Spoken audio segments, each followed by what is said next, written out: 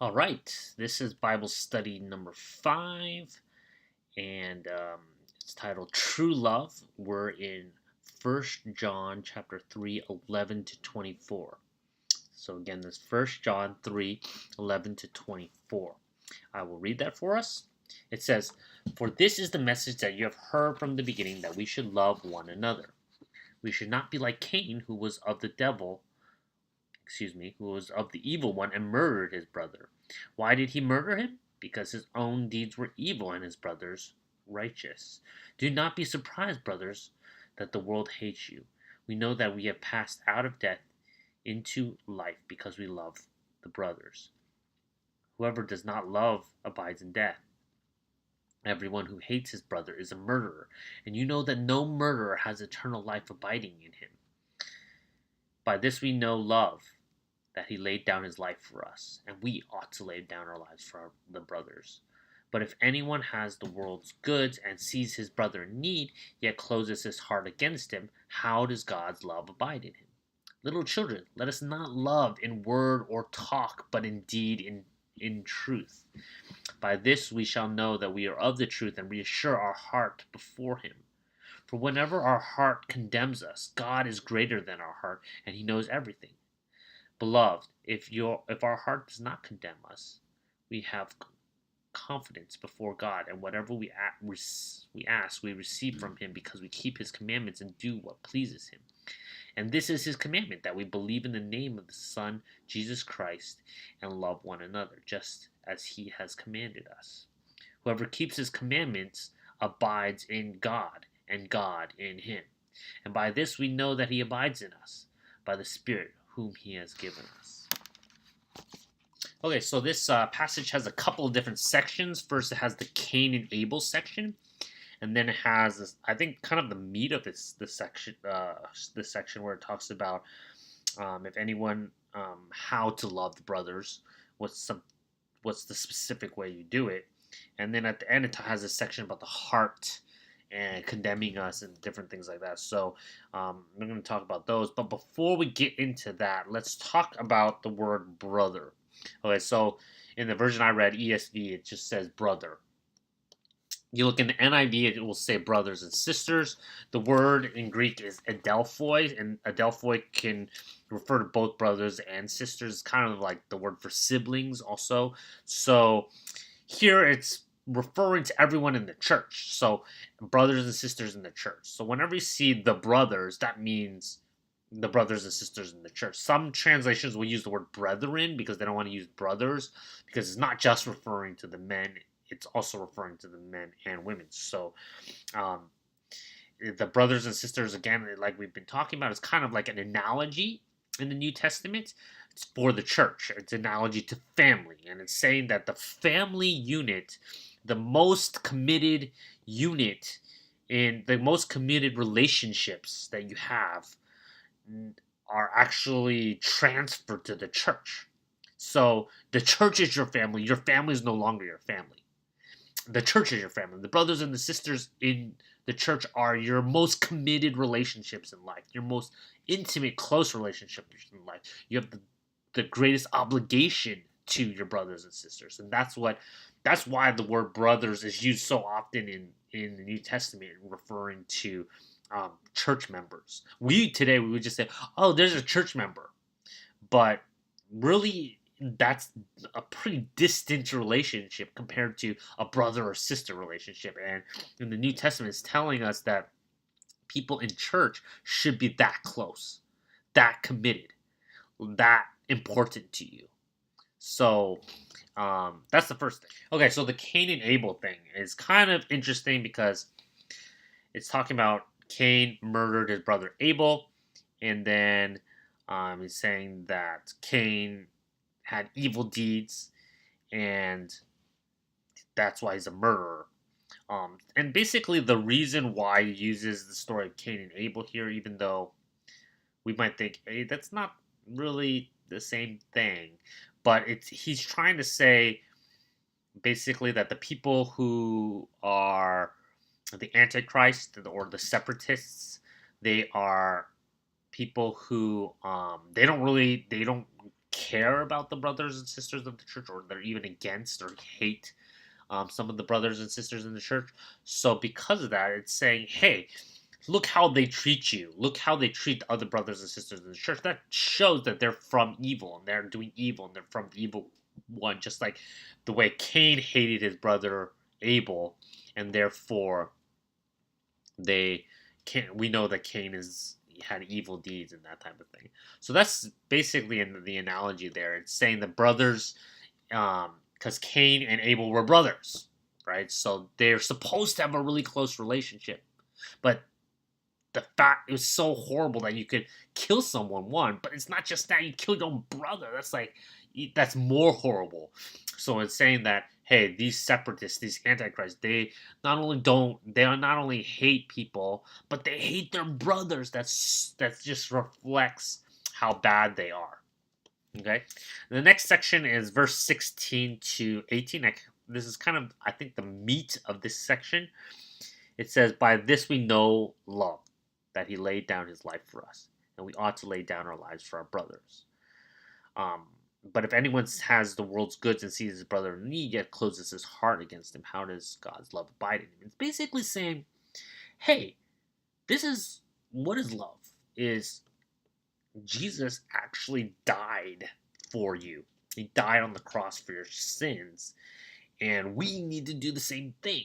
And if we can't sacrifice ourselves, like if we have wealth or we have food or we have the world's goods in this version, and we see a brother in need and we don't have any compassion, we don't have any heart for that person, then how does God's love abide in us? And so we need to love with like real love. There's a kind of a debate going on about like, is it good enough just to say, oh, my thoughts and prayers are with you? Or do you have to actually take action?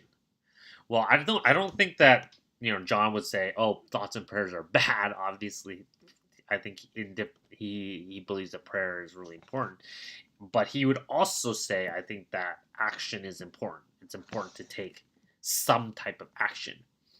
And especially if you're talking about brothers and sisters who are close to you, in your church, in your life, you see them often, and you need to take action to minister to them, to love them. And so again, like we talked about before, this type of the gospel in action, the gospel actually causes real action. Love is not just some esoteric or like that's not the right word, but like vague concept, theoretical concept of love. It's actually, you take action to love people, and it's a matter of the heart. It's not a matter of if you don't do something, then something's wrong with your heart. So the heart is related to the action. It's completely related. And you can't say that, yeah, I have compassion for someone, but you don't do anything. At the same time, if you do something, it reflects that what your true heart is, even if you may not feel those emotions necessarily. So that's, I think, the meat of that kind of the meat of this passage. Okay, the next section is a little confusing. It's talking about our hearts condemning us. It says, "By this we shall know we are of the truth, and assure our hearts before him. For whenever our hearts condemn us, God is greater than our heart, and he knows everything. Beloved, if our heart does not condemn us, we have confidence before God." So it's kind of weird. It's talking about, before it was like, hey, take action. Now it's talking about, hey, our heart's condemning us. And what's the key? I think the key, how do these things relate to each other, right? Well, in verse 17, it says, he sees his brother in need, yet closes his heart against him. So what he's saying, I think here, is saying, hey, if your heart condemns you, God is greater than your hearts, But if your heart does not condemn us, we have confidence from God. And it's basically saying, hey, do you feel open to your brother?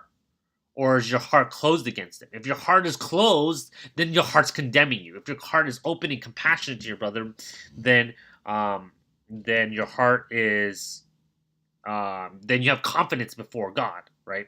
So if your heart is closed, then he still actually says God is greater than our heart and he knows everything. So he kind of knows, hey, where are you? He knows where you are. So you can't trick him, right? Um, but if your heart is open to your brothers, then your heart's not condemning you, and you're assured that, hey, I know the truth, I know God, I see the gospel's actually gone into me because my heart is actually a compassionate heart. So it's pretty like big time. This passage is saying, hey, you can test yourself. How deeply has the gospel gotten into you by how compassionate you are? How much do you feel for other people? It's kind of big time right there, I feel like. It says, whatever we ask, we receive from him because we keep his commandments and do what pleases him.